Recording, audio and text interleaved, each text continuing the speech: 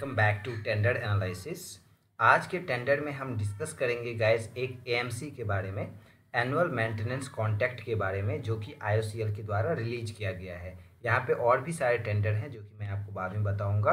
पहले हम यहाँ पे 1,07,00,000 का जो है ये टेंडर है, जिसमें कि बहुत सारे टर्म एंड कंडीशन है जिसको हम डिस्कस करेंगे। चलिए डिस्कस करते हैं। एंड डिस्कस करने से पहले आप चैनल को सब्सक्राइब कर लें ताकि आपको रेगुलर अपडेट मिलता रहे। अगर किसी पर्टिकुलर टेंडर के रिलेटेड आपको अपडेट चाहिए तो वो भी आप लिख सकते हैं मुझे। ओके, सो गाइस ये देखिए ये टेंडर है ना। जो कि आईओसीएल के द्वारा रिलीज किया गया है।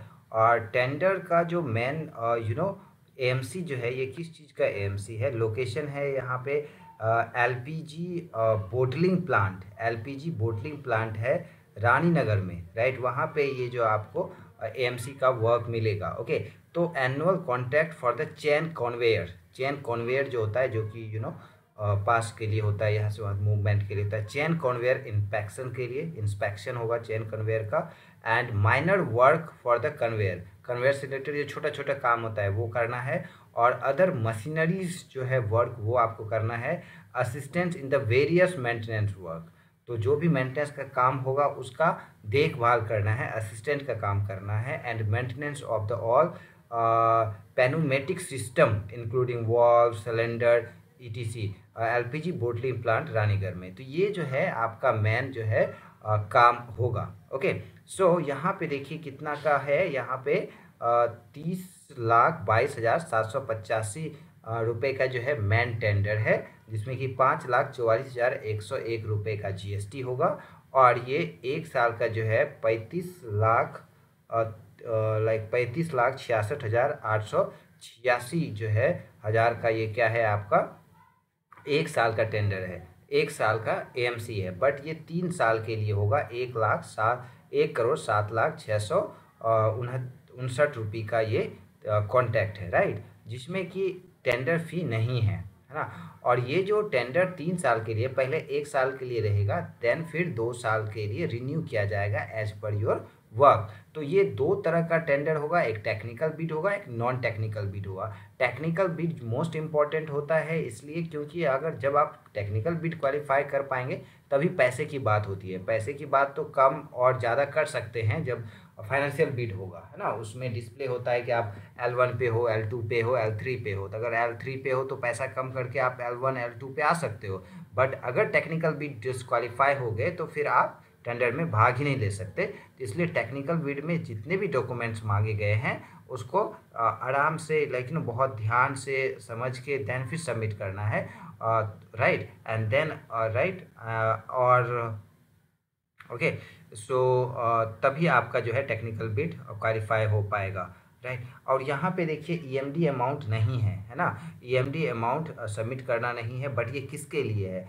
ऐसे कंपनी जो कि एमएसएमई से रजिस्टर्ड हैं, जो छोटे कंपनी हैं जिनके पास एमएसएमई का सर्टिफिकेट नहीं है, जो कोई छोटा थर्ड पार्टी, वो बड़े कंपनी के साथ मिलके टेंडर में भाग ले सकते हैं ताकि उनका नया बिजनेस स्टार्ट हो सके। तो बट जो बड़ी कंपनी है उसके साथ टाई अप करना पड़ेगा, ये आसान काम नहीं होता है। Okay, so the requirement of submission of bid security declaration also be applicable for bidder who are exempted from the payment of EMD, right. तो जिनके पास एमएसएमई सर्टिफिकेट है ना, या स्टार्टअप या एसपीएसई एंड यहाँ पे और क्या दिया है, जेडब्ल्यूएस, तो जिनके पास ये डॉक्यूमेंट है उन्हीं के लिए ईएमडी भरना नहीं है। जिनके पास ये सारे डॉक्यूमेंट्स में से कोई एक नहीं है उनको ईएमडी अमाउंट 10-3% भरना होता है, राइट। तो the bid shall be similarly rejected if bid security declaration of lives of EMD is not uploaded इटेंडरिंग्स, राइट। तो ये चीज़ें हैं। तो लास्ट डेट है 27 जुलाई, राइट। तो 27 जुलाई को एंड हो जाएगा। एंड आपका 28 जुलाई को टेक्निकल बिड जो है स्टार्ट हो जाएगा। उसमें आपका डिसाइड होगा कि आप फाइनेंशियल बिड में जाओगे या नहीं जाओगे। ओके, सो यहाँ पे देखिए ये वैल्यू दिया गया है। एंड नाउ इसमें डॉक्यूमेंट मोस्ट इम्पॉर्टेंट थिंग होता है गाइस। तो इसमें जो है आपका मेन है सबसे पहले वर्क एक्सपीरियंस। जैसे 1 करोड़ का है तो आपका इसमें जो लाइक एनुअल आपका जितना टर्नओवर है कंपनी का 3 फाइनेंशियल ईयर का आपको देना पड़ेगा, राइट। उसके अलावा इसमें आपको देना पड़ेगा वर्क एक्सपीरियंस। वर्क एक्सपीरियंस जैसे 1 करोड़ का है तो 25 लाख का एक वर्क एक्सपीरियंस अगर आप दोगे तो आपका कंसीडर होगा। अगर आपका 25 लाख का वर्क एक्सपीरियंस नहीं है तो आप इसमें अराउंड 18-19 लाख का 2 वर्क एक्सपीरियंस देंगे। अगर आपके पास 18-19 लाख का भी नहीं है तो 12-13 लाख का 3 वर्क एक्सपीरियंस आपको देना पड़ेगा। और ऐसा वर्क एक्सपीरियंस होना चाहिए, ऐसा प्रोजेक्ट का होना चाहिए जो कि 100% प्रोजेक्ट कंप्लीट हो चुका है, उसका वर्क एक्सपीरियंस दिखाना है।